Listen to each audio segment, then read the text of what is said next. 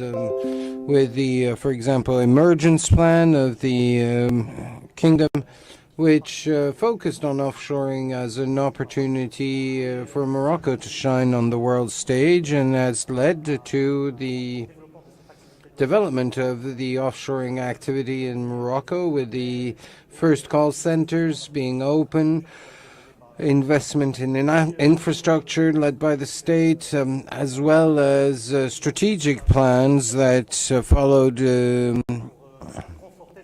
to strengthen this crucial role of offshoring in the national economy, in particular the program contract in 2015, which highlighted the value offered by Morocco in the offshoring sector, as well as the numerous incentives that came with it. So just once again, I'd like to remind those who are following us that this has allowed us to implement an action plan for the sector, dedicated to the sector, which is aligned with the national objectives set forth by the government. We start by identifying highlighting our priorities, then the targets for investors that we want to reach out to, so that we can later on work on our pitch that we adapt and try to adapt to for each target, so that ultimately we choose the most appropriate channel. It could be direct, such as B2B actions that we conduct, meetings that we organize directly. We go find investors where they are, or we can also choose other channels, such as participation in a specialized event, for example, the JITEC in Dubai. Absolutely.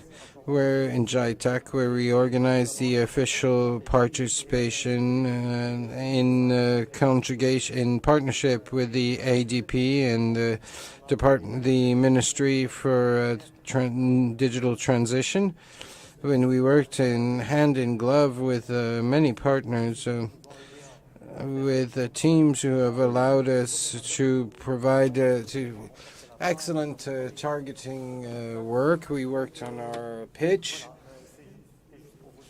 just to highlight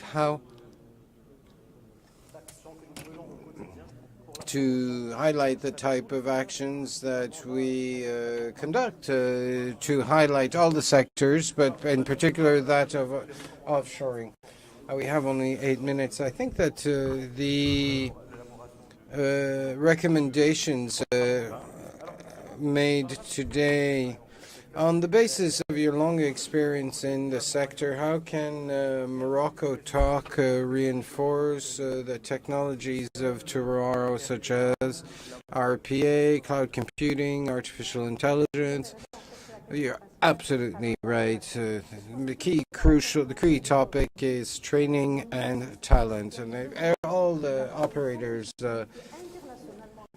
focus on this, as there is much competition on the world stage, and an awareness of all the countries of the interest on digital in the wake of the COVID crisis.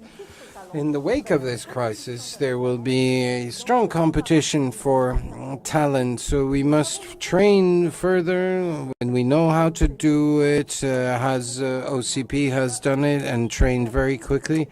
And I think it's very important to develop good quality, large-scale training in partnership with the private sector, as well as public sector partners, such as the Ministry for Employment.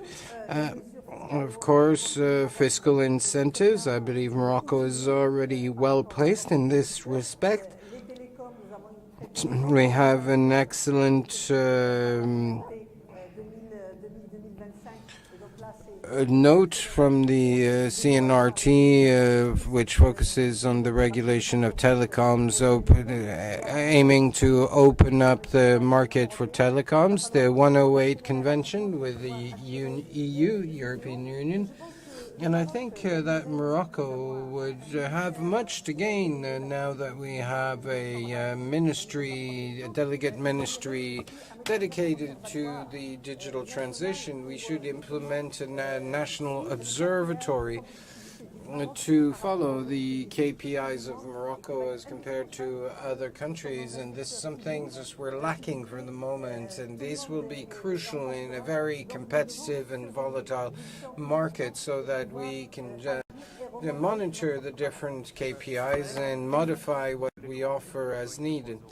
What are the, in broad strokes, what is offshoring 2.0 and what can be done to support it? Thank you. I believe that if we take stock, things are quite positive, but we need 3-4 ingredients for the offshoring 2.0.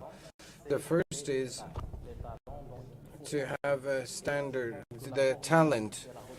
And I think the magic formula here is continuous training and requalification. We have young people who are well trained in multiple domains, but I think we need to focus on an agile requalification system to focus on the trades of offshoring and digital trade, and this is very important. The second crucial point is regionalization. I believe that offshoring is the ideal case study when it comes to devolution.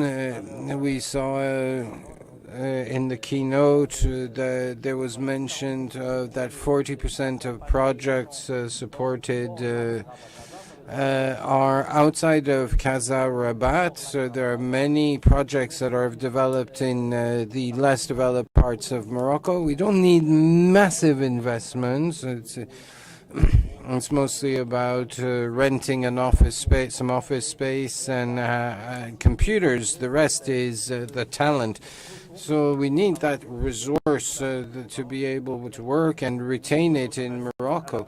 Yes, there is a globalization of remote working. Yes, absolutely. So when it comes to regions outside the industrial heart of Rabat and Casa, we would have very little turnover as companies tend to stay, as employees tend to stay in the companies, and it's easier to find the resources. That is very important as well.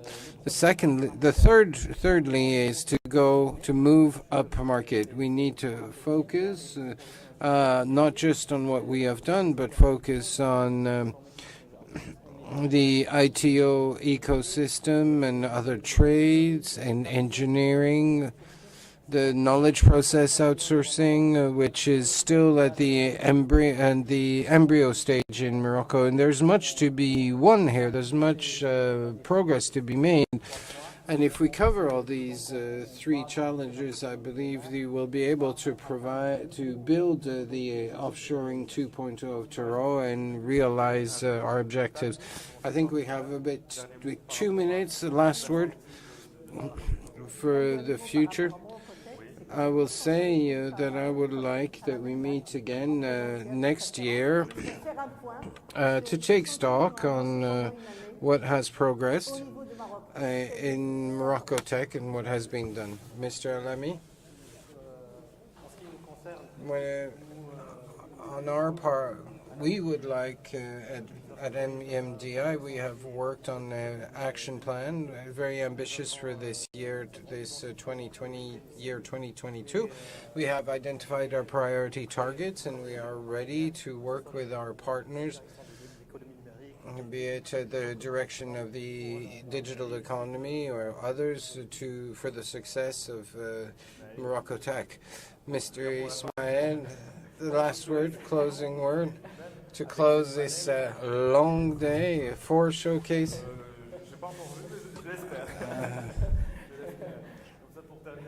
Just to finish, no pressure. I don't know what the score is. Yeah, the score is 2-0. I think 3 words. Offshoring and MoroccoTech will be a nice combination. Thank you very much, Mrs. Al-Karim, President for INETOM. Thank you, Mr. Izembat, Director for the Digital Economy at the Director for the Digital Translation and the Transformation of Administration. And thank you also to our online speakers, Mr. Idriss Industrie, as well Mr. Frederick Sabah, Managing Director of NTD Data Morocco, and Mr. Erasri from Cape Gemini Engineering. Thank you very much for your commitment, your presence, your passion. We could see in your speech that this is an important sector for you, and I think we will have great results. And I'm sure that all those young people who have followed us today share your commitment to make Morocco into a digital society, a digital nation. Thank you very much.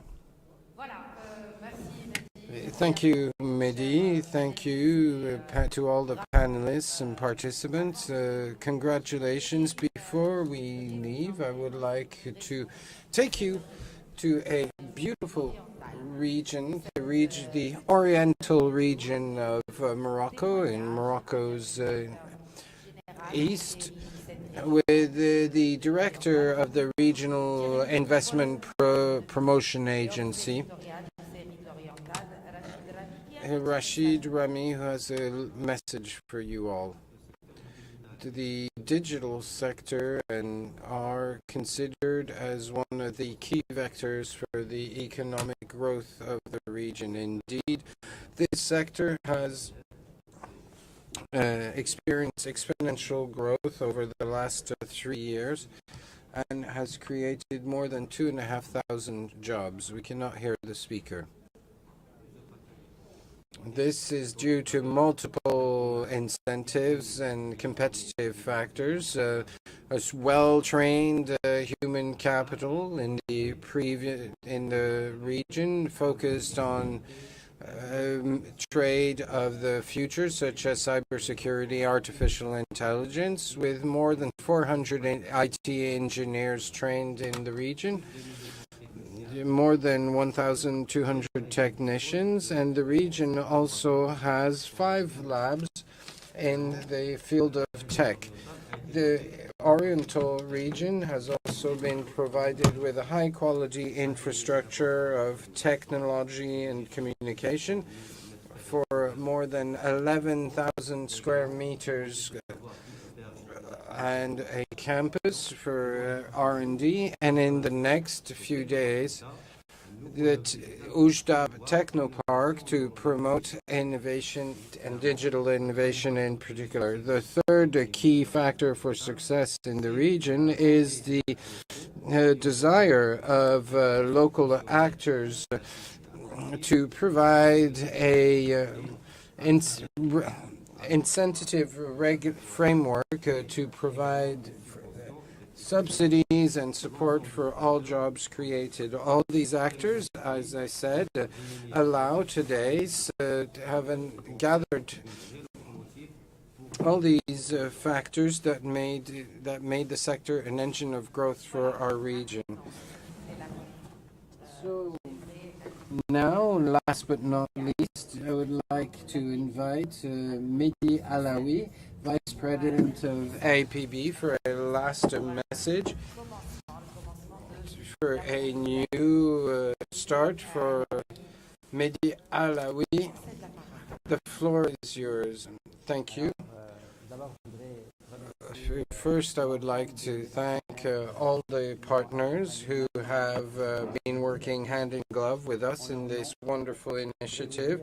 In their name, I would like to say that this isn't just the start of a beautiful adventure, a roadmap that we will continue to build together and for which we will be accountable. And this MoroccoTech ultimately is crucial to the country, and just to focus on three main aspects. The first is we do it to recognize our talents. We also do it to provide value to Moroccan products both at home and abroad. And this is a very inclusive initiative, and MoroccoTech belongs to all Moroccans. Thank you very much. The VP for APB, this is just the beginning of a beautiful adventure. Yes, this is it's quite a performance actually, with 10 hours of live performance. Much information, 7 panels, much very useful information which was expressed and shared. That's a bit the spirit of tech at the APBI, is to share and give back.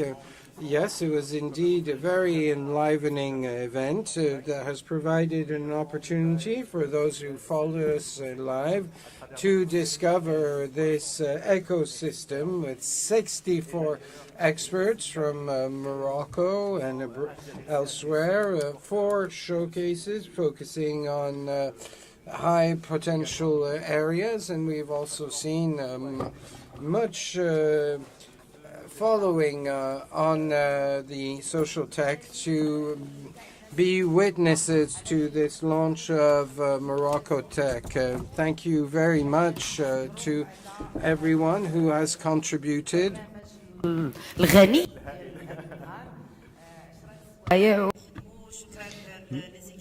Merci beaucoup, merci à tous qui nous ont suivis, merci à l'équipe de Capital